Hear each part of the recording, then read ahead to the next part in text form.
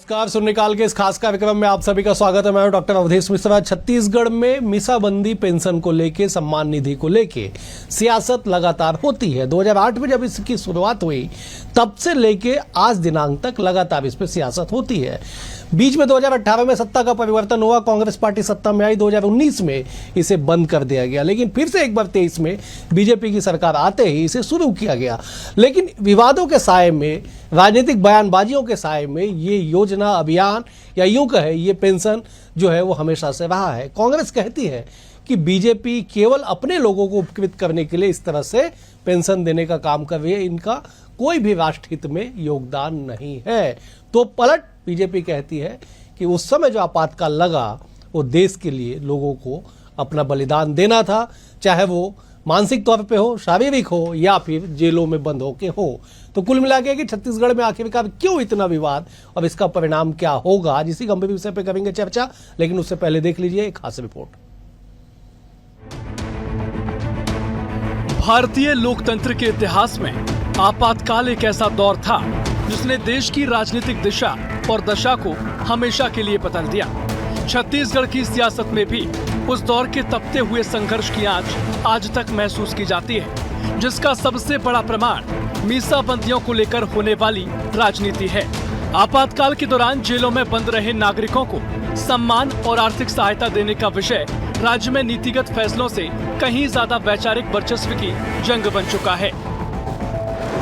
छत्तीसगढ़ की सियासी फिजा में सत्ता परिवर्तन के साथ बदलता दृष्टिकोण। भारतीय जनता पार्टी लोकतंत्र सेनानी की उपाधि देकर सम्मान देती है। कांग्रेस अतिरिक्त बोझ और राजनीतिक तुष्टीकरण का जरिया करार देती है। सरकारों के बदलने से सम्मान निधि को शुरू बंद करने का एक अनवरत चक्र जारी। तबका मीसाबंदियों का संघर्ष आज बन चुका है एक बड़ा सियासी हथियार। कांग्रेस बोली मीसाबंदियों को पेंशन देना है तो बीजेपी अपने पार्टी फंड से दे। बीजेपी का पलटवार, कांग्रेस के पास मुद्दा नहीं, मीसाबंदियों का सम्मान होगा। छत्तीसगढ़ में मीसाबंदियों की पेंशन पर फिर एक बार सियासी रार छिड़ गई है। पीसीसी चीफ दीपक बैज ने इसे जनता के पैसों का दुरुपयोग बताया और कहा भारतीय जनता पार्टी इन्हें अपने पार्टी फंड से पेंशन दे। पलटवार करते हुए सीएम साई ने कहा 1975 में संविधान को ताक पर रखकर गैर कांग्रेसियों को जेल भेजने वाली कांग्रेस को इस पर बोलने का कोई अधिकार नहीं है। भाई मीसाबंदी कौन है? जनसंघ के लोग हैं, भारतीय जनता पार्टी के नेता हैं। उन्होंने देश के आजादी के लिए कौन सा योगदान दिया? और उनको पेंशन जनता की गाड़ी कमाई का टैक्स का पैसा से पेंशन दे रहे। अच्छा, पेंशन तो ठीक, उनके नीचे वाले बेटा और बहू को भी, उनकी पत्नी उनकी वंशज को भी पेंशन दे रहे। ये जनता की, आम जनता की लूट नहीं है क्या? भारतीय जनता पार्टी अपने पार्टी फंड से पैसा दे दे। जो कांग्रेस संविधान की बात करता है और 1975 में संविधान को ताक पर रखकर इमरजेंसी लागू किया और जितने भी जो गैर कांग्रेसी लीडर थे सबको जेलों में डालने का काम किया। 19 माह तक वो जेल में रहे और इसके कारण कितने परिवार में मतलब रोजी रोटी की समस्या आ गई, कितने लोगों का परिवार बर्बाद हो गया। और इस सबका दोषीदार कौन है, इसके लिए जिम्मेदार कौन है? कांग्रेस पार्टी है। और आज अगर ऐसे मीसाबंदियों को हम सम्मान करते हैं और ये खाली छत्तीसगढ़ में नहीं है, अन्य प्रदेशों में भी नहीं है, तो उनको ये सब कहने का कोई अधिकार नहीं है। कांग्रेस मुद्दा विहीन है, आज अपना अस्तित्व ये खोते जा रहा है। कोई इनके पास मुद्दा नहीं है, इसलिए उलझुल का मुद्दा उठाते हैं। कुल मिलाकर छत्तीसगढ़ में मीसाबंदियों की सम्मान निधि वैचारिक और राजनीतिक वर्चस्व का हथियार बन चुकी है। सत्ता बदलने के साथ ही इस नीति का शुरू और बंद होना ये साफ करता है कि दोनों दल अपने अपने वोट बैंक और इतिहास को भुनाने में लगे हुए हैं। कांग्रेस जहां इसे जनता के पैसों की बर्बादी और राजनीतिक तुष्टीकरण बताकर भाजपा को घेर रही है, वहीं भारतीय जनता पार्टी आपातकाल की याद दिलाकर कांग्रेस को संविधान विरोधी साबित करने का कोई मौका नहीं छोड़ना चाहती। बहरहाल आपातकाल का वो ऐतिहासिक संघर्ष आज की तारीख में विशुद्ध सियासी नफा नुकसान का जरिया बन चुका है। BSTV के लिए शिवम दुबे की रिपोर्ट। इस रिपोर्ट को देख के आप समझ गए होंगे कि आखिरकार क्यों छत्तीसगढ़ में इस विषय पे लगातार सियासत होती है। चलिए सीधे चर्चा की शुरुआत करेंगे। चार बेहद ही खास वरिष्ठ मेहमान हमारे साथ मौजूद है। मेहमानों का परिचय आपसे करा देता हूं। बीजेपी की ओर से श्रीचंद सुंदरानी जी है, वरिष्ठ नेता है, विधायक रह चुके। सुंदरानी जी बहुत स्वागत है आपका। कांग्रेस की ओर से धनंजय सिंह ठाकुर जी है, आप वरिष्ठ नेता है, प्रवक्ता धनंजय जी आपका भी स्वागत है। बतौर राजनीतिक विश्लेषक वरिष्ठ पत्रकार बाबूलाल शर्मा जी हमारे साथ है, बाबूलाल जी आपका भी स्वागत है। और छत्तीसगढ़ भाजपा के बेहद वरिष्ठ नेता, पूर्व नेता कह लीजिए, खुद मीसाबंदी रहे वीरेंद्र पांडे भी हमारे साथ है। वीरेंद्र जी आपका भी बहुत स्वागत है। वीरेंद्र जी मैं सबसे पहले आप ही से जानना चाहूंगा कि 1975 से 77 का दौर, आपातकाल का वो दौर जिसमें maintenance of internal security act लागू किया गया, लगाया गया, आप खुद उसके पीड़ित हैं। आपने तो गिरफ्तारी दी थी जयस्तंभ चौक से। आज इस पे इतनी सियासत क्यों होती है, जरा समझाइए। सियासत क्यों होती है? सवाल ये है, जो इस सम्मान निधि पर प्रश्न उठा रहे हैं उनसे पूछा जाए कि सम्मान निधि का मापदंड क्या होना चाहिए। आपको पता है कि 25 जून 1975 को जो आपातकाल घोषित हुआ और उसका समापन लोकसभा चुनाव होने के बाद 21 मार्च 1977 में हुआ, तो 18 महीने 26 दिन करीब लोगों को जेल में रखा गया। और जेल में मैं जानता हूं ऐसे भी लोग रहे हैं जो अपने घर के प्रमुख थे, वही घर का सारा आर्थिक व्यवस्था करते थे। एक उदाहरण दूंगा मैं। यहाँ जो रायपुर में जो पहला सत्याग्रह हुआ, वो पहले सत्याग्रही थे अप्पा खरे। वो टाटा मोटर्स में एक छोटा सा छोटी सी नौकरी करते थे, अकाउंटेंट की नौकरी करते थे। और उनका साल भर पहले विवाह हुआ था और उनका एक बच्चा था। किराए के मकान में रहते थे और सत्याग्रह करके जेल में चले गए, तो उनके परिवार को देखने वाला कोई नहीं था। और सच्चिदानंद उपासने की माँ रजनीताई उपासने ने उनकी सारी देखरेख उस सारे दौरान की, जब तक वो जेल में रहे। और जेल से 21 मार्च 1977 को वो छूटे। ऐसे एक नहीं अनेक परिवार थे जो टूट गए, बिखर गए। और आपको ये जानकर आश्चर्य होगा कि ये पेंशन की व्यवस्था कोई भारतीय जनता पार्टी ने नहीं शुरू की। बिल्कुल सर। और शुरुआत में केवल 25,000 रुपए का ऋण दिया गया था। जब 1980 में, जब 1977 में जब सरकार आ गई जनता पार्टी की मध्य प्रदेश में, तो एक 25,000 रुपए का ऋण दिया गया। उस ऋण में ये बात थी कि केवल ब्याज में थोड़ी सी राहत दी गई थी। आमतौर पर उसमें ब्याज 7-8% होता था बैंक का, तो 4% ब्याज पर 25,000 रुपए का ऋण उनको दिया गया था, ताकि उनका जो बिखर गया सारा सिराजा था उसको ठीक कर ले। ये पेंशन तो बहुत बाद में मुलायम सिंह ने शुरू की। और कांग्रेस पार्टी का या किसी का ये कहना कि भाजपा वालों को ही मिलता है, ऐसा नहीं है। उस समय जितने लोगों ने भी आपातकाल का विरोध किया, या जिसके बारे में सरकार को, उस समय की सरकार को शंका थी कि विरोध पक्ष में है, हमारा विरोध करेंगे, तो उनको सबको जेल में डाल दिया। अब आपको मालूम है कि पूरे विश्व की व्यवस्था अब ऐसी है कि देश में कोई देश किसी देश का गुलाम नहीं हो सकता, कम से कम सत्ता का गुलाम नहीं हो सकता। लेकिन इस आपातकाल को दूसरी आजादी की लड़ाई कहा गया। इसमें लोकतंत्र को आपने ताक पर रख दिया था, लोगों के मौलिक अधिकार सारे समाप्त कर दिए थे।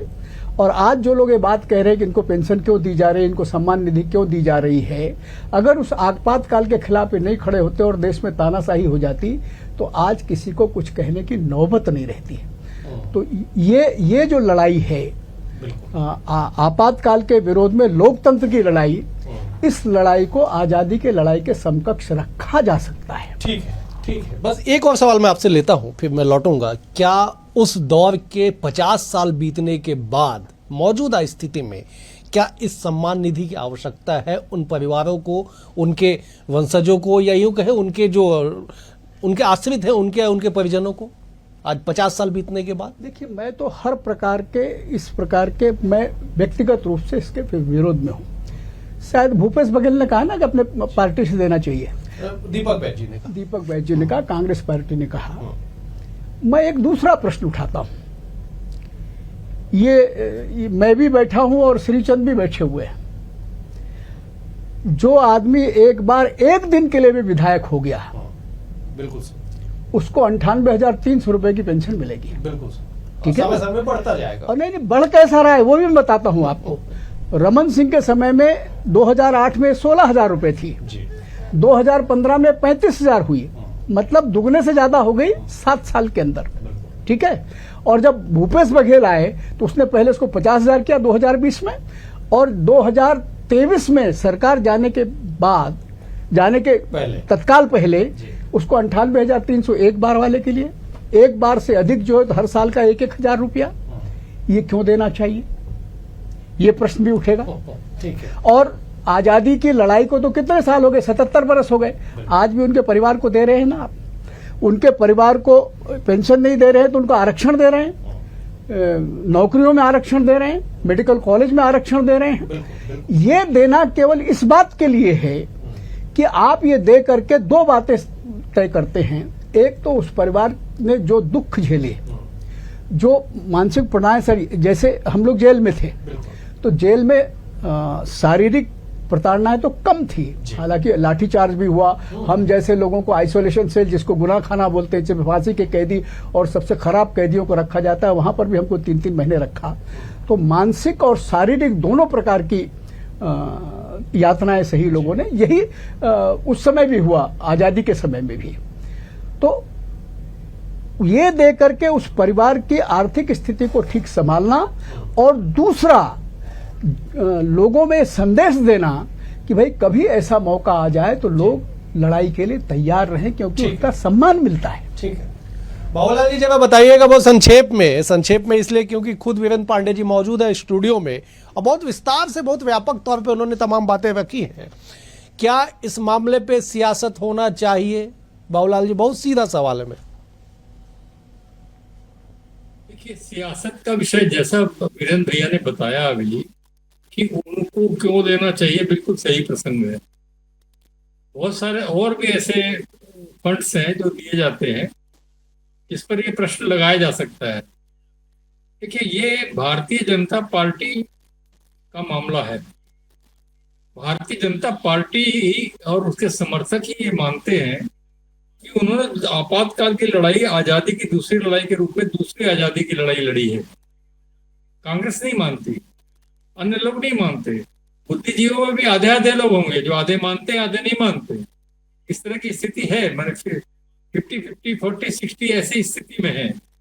तो जो लोग दूसरी आजादी की लड़ाई मानते हैं उनको जो लगता है बिल्कुल सही है, ये निर्णय बिल्कुल सही है। उन्होंने भोगा है, वीरेंद्र भैया ने भी बताया कितना भोगना पड़ा 19 महीने उन लोगों को।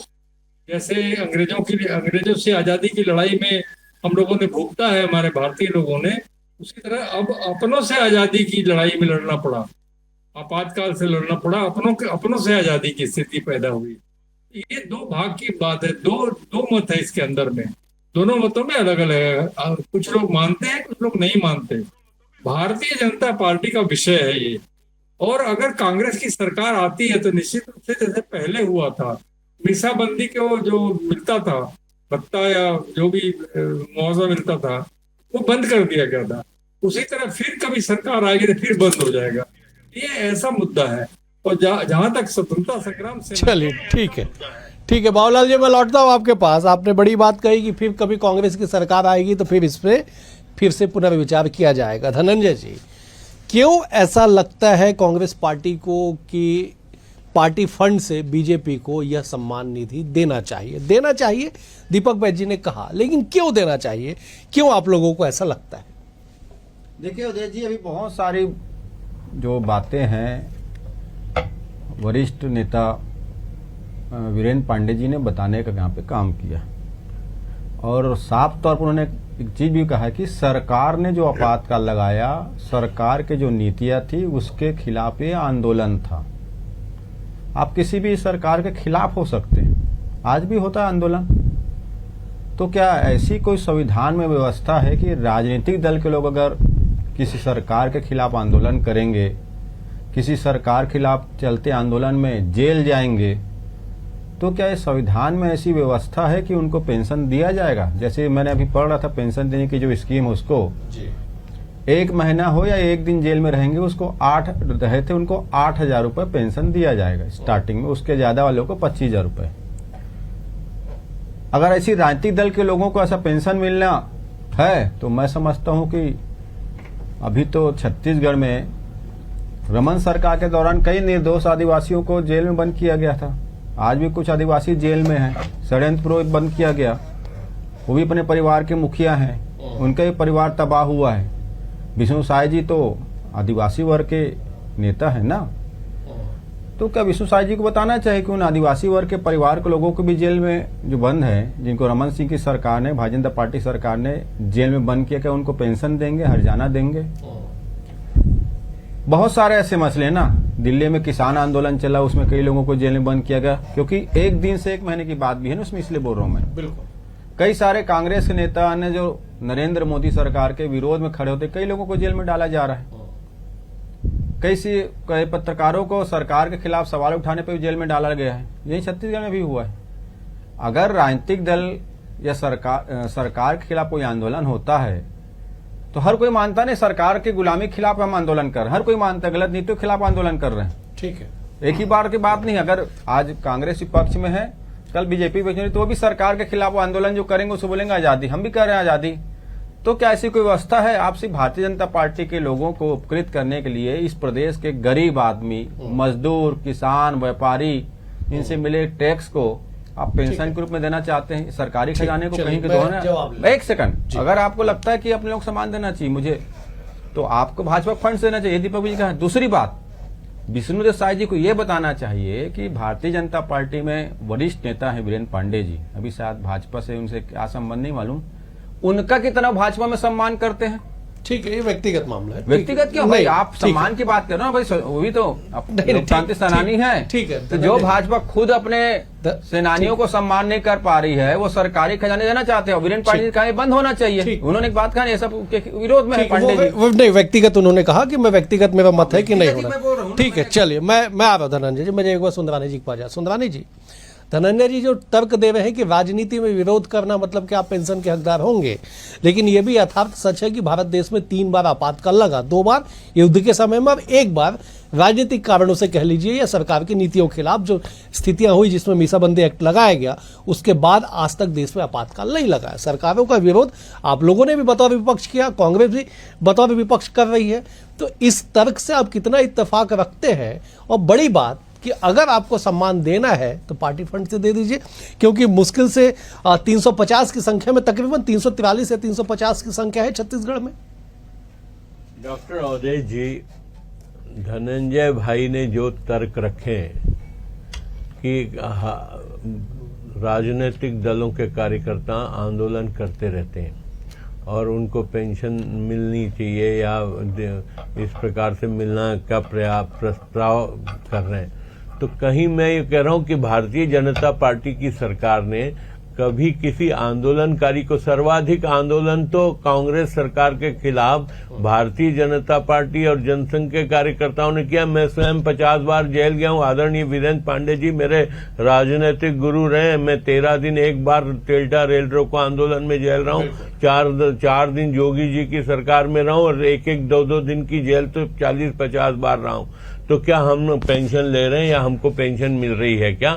ऐसा कोई पेंशन नहीं मिलती। लेकिन ये आपातकाल की लड़ाई जो संविधान के हमेशा दुहाई देने वाली कांग्रेस पार्टी, संविधान का बुक लेके राहुल गांधी पूरे देश में घूमते रहे, उस संविधान की धज्जियां उड़ाते हुए बेगुनाह लोगों को, चाहे वो मोरारजी भाई देसाई हो, अटल बिहारी वाजपेयी जी हो, लाल कृष्ण आडवाणी जी हो, राजमाता विजया राजे सिंधिया हो, ऐसे अनेकों अनेक हजार हजारों की संख्या में पूरे देश में बेगुनाह रातों रात, और सिर्फ नेता ही नहीं, कहीं मीडिया के भी कर्मी, कहीं मीडिया के प्रमुख जो सरकार की आलोचना करते थे और न्यायपालिका तक को मतलब वहां पे उस वक्त अपने कब्जे में लेने का प्रयास किया था। तो ये उस आंदोलन की बात दूसरे आंदोलन से करने से कहीं कांग्रेस अपनी जिम्मेदारी से भारतीय जनता पार्टी को बदनाम करने के का प्रयास ही कर सकती है। लेकिन आपातकाल का जिन्होंने दर्द भोगा है, आपातकाल के कारण कितने परिवार बर्बाद हुए, नौजवान कितने थे जो 19 महीने बेगुनाह जेल में रहे और कभी उनको लगता नहीं था कि हम जेल से छूट पाएंगे। बहुत बड़े बड़े नेता हमारे रायपुर से ही अरेस्ट हुए थे, मधुलिमा साहब थे, कैलाश जी जोशी रायपुर जेल में रहे, लकी राम जी रहे, मतलब बड़े बड़े नेताओं का जिस प्रकार से अरेस्ट कर लिया गया, बेगुनाह उनके खिलाफ कोई चार्जशीट नहीं थी, सिर्फ अपनी सरकार बचाने के लिए। तो उस सरकार को उखाड़ फेंकने के लिए जयप्रकाश जी के नेतृत्व में आंदोलन हुआ और निश्चित रूप से उस जनता ने उस सरकार को उखाड़ के फेंका और नई आजादी के रूप में मुझे वो दृश्य याद आता है। मैं उम्र में बहुत छोटा था, 77 के चुनाव में जिस प्रकार एक माहौल था पूरे देश का, मानो देश को दूसरी बार आजादी मिली हो, ऐसा माहौल था। और एक बार रूप से जो पेंशन मिल रही है वो सरकार के खजाने से ही मिलनी चाहिए। क्यों पार्टी के? ठीक है, मैं एक बार वीरेंद्र पांडे जी को फिर से जाता हूँ। ठीक है, लोगों को नहीं मिल रही है, ठीक है, तमाम लोगों को ठीक है सुधारी जी, आपकी बातें आ गई। कई सारे लोग आपातकाल वाले कांग्रेस में भी होंगे, ठीक है, पेंशन मिलती है। चंद्रशेखर थे, चंद्रशेखर जी थे, बिल्कुल। पांडे जी, बाबूलाल जी ने अभी एक बात कही कि फिर से कांग्रेस की सरकार आएगी तो फिर से उसे बंद कर दिया जाएगा, ऐसे आशंका है राजनीतिक तौर पे, क्योंकि राजनीतिक मुद्दा ये रहा है। लेकिन 2025 में छत्तीसगढ़ सरकार ने छत्तीसगढ़ लोकतंत्र सेनानी सम्मान विधेयक पारित कर दिया, जिसके बाद अब फौरी तौर पे अचानक से निर्णय नहीं ले पाएंगे पिछली बार की तरह, इसे बंद कर दिया जाएगा। आपको बकायदा सदन में जाके बहुमत के साथ उसे पारित कराना होगा, तब जाके आप लेके आएंगे। तो ये मौजूदा सरकार ने जो ये अधिनियम लाया, ये जो विधेयक पारित किया, इसे आप कैसे देखते? क्या ये केवल राजनीतिक टूल है या सच में सम्मान करना ये सरकार चाह रही है? धनंजय जी ने जैसा कहा और कांग्रेस पार्टी जो कह रही, थोड़ा इनकी समझ में कमी है। सब लोग आंदोलन करके नहीं गए, बहुत सारे लोगों को तो आपको जैसा इन्होंने उल्लेख किया, मधुली में यहाँ एक राजनीतिक कार्यक्रम के लिए आए थे, उस कार्यक्रम में जा रहे थे, उनको पकड़ के जेल में डाल दिया गया। और आप आश्चर्य करोगे कि इसमें जो आरोप लगाए गए वो बड़े हास्यास्पद थे।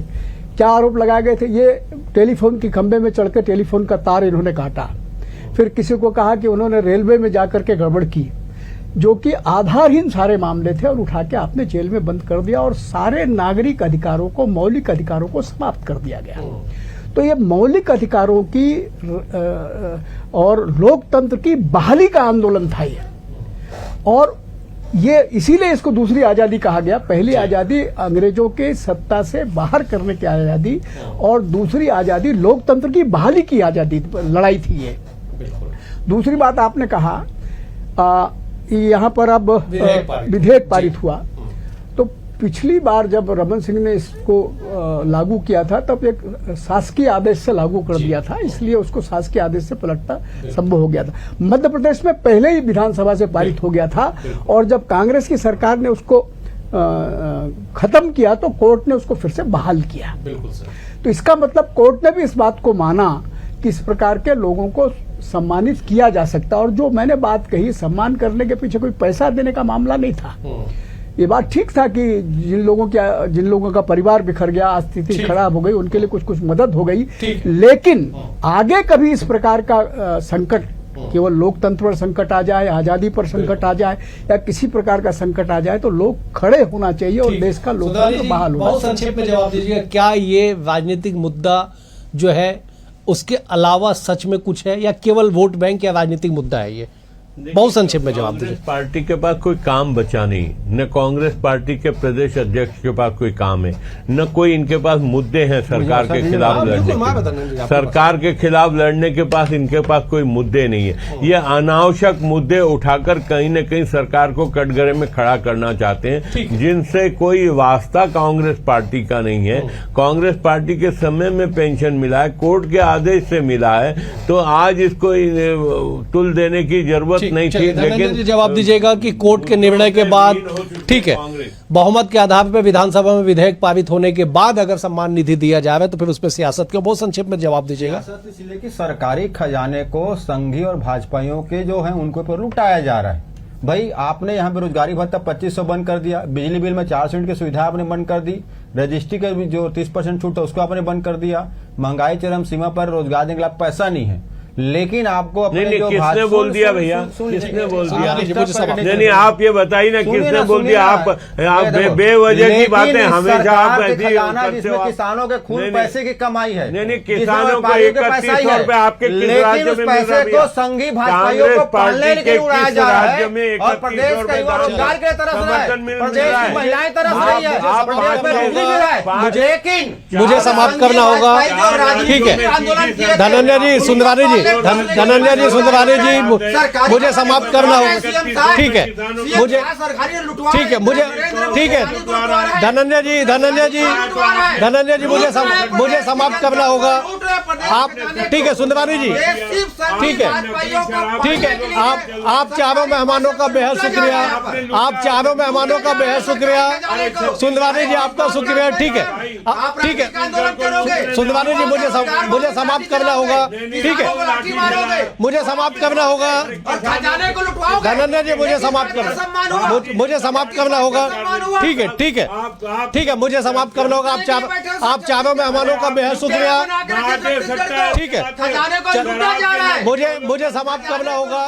धनंजय जी, ठीक है, धनंजय जी, ठीक है, मुझे समाप्त करना होगा। कम से कम समय का सम्मान हम लोग कर ले, क्योंकि समय एक ऐसा चीज है जो पलट के जरूर आता है। फिलहाल आज के लिए इतना ही। आप चारों मेहमानों का बेहद शुक्रिया। कल एक और विषय के साथ होगी मुलाकात। बने हुए BS टीवी के साथ। नमस्कार।